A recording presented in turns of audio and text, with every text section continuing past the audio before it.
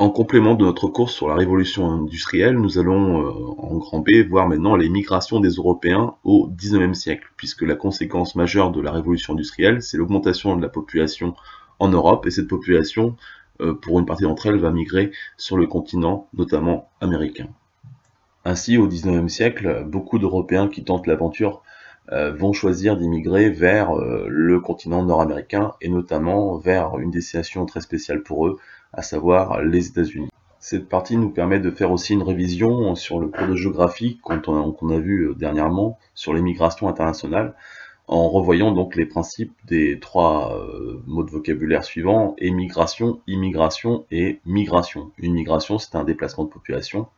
Émigration, c'est le fait de quitter son territoire, définitivement, pour s'installer sur un autre pays. Et l'immigration, c'est le fait d'arriver sur son territoire, aussi définitivement. On s'aperçoit donc qu'au XIXe siècle, comme aujourd'hui, les hommes se déplacent et migrent vers d'autres territoires, à savoir que malheureusement à l'époque, les moyens de transport sont beaucoup moins fiables et beaucoup moins rapides que ceux d'aujourd'hui. Ainsi, au XIXe siècle, pour les Européens, la destination privilégiée reste les États-Unis. C'est un pays de liberté, c'est un pays neuf avec d'énormes possibilités de pouvoir peut-être faire fortune. C'est un Eldorado pour beaucoup d'Européens, puisque dans les Rocheuses, beaucoup ont trouvé de l'or. Alors évidemment, pour un qui réussit à s'enrichir, des milliers d'Européens vont connaître d'énormes difficultés. En guise de synthèse, sur votre cahier, vous pourrez, après avoir écrit le titre de cette partie, coller cette feuille qui donc nous montre, grâce à elle, nous allons pouvoir faire un résumé des différentes migrations européennes au XIXe siècle avec leur explication.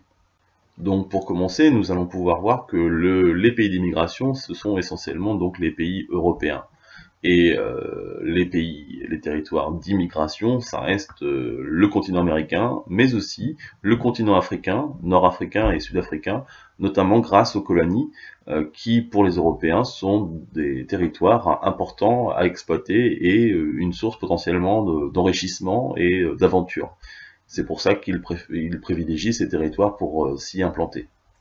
Ces déplacements de population donc se situent tout au long du XIXe siècle et on peut couper ça en deux phases. La première vague 1820-1880 qui correspond surtout au départ des anglo-saxons, donc l'Angleterre, les Irlandais, l'Écosse, et dans un deuxième temps, 1880-1910, c'est plutôt le sud de l'Europe avec la France, l'Italie notamment, qui sont donc des territoires qui vont connaître de très grandes vagues d'immigration.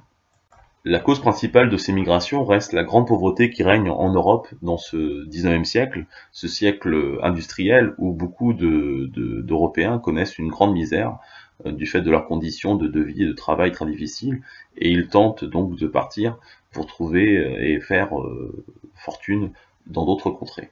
Ces migrations concernent donc tous les territoires européens et notamment l'Europe de l'Ouest. On voit que plus de 50% donc des Européens vont quitter l'Europe pour gagner l'Amérique, et parmi eux on retrouve donc essentiellement donc les Britanniques, mais aussi les Allemands, les Hollandais, et puis dans une autre mesure on voit que les Français notamment et les Italiens préfèrent aussi s'installer dans les colonies nord-africaines ou asiatiques dans ce XIXe siècle. Au XIXe siècle, on peut donc parler d'une européanisation du monde. En effet, l'Europe à cette époque domine le monde.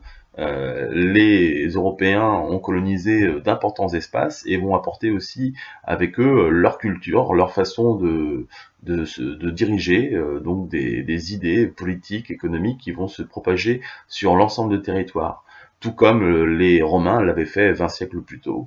Et on parlait à l'époque d'une romanisation. Aujourd'hui, on est plutôt sur une américanisation. On voit que le continent américain est très très influent au XXIe siècle sur tous les continents du monde.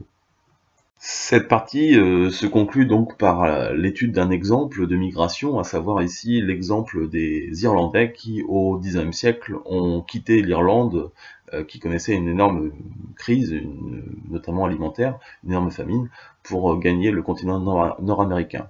Vous pourrez retrouver ces documents sur le diaporama du cours présent et visible sur le blog le SAV de la salle 16, comme vous avez l'habitude.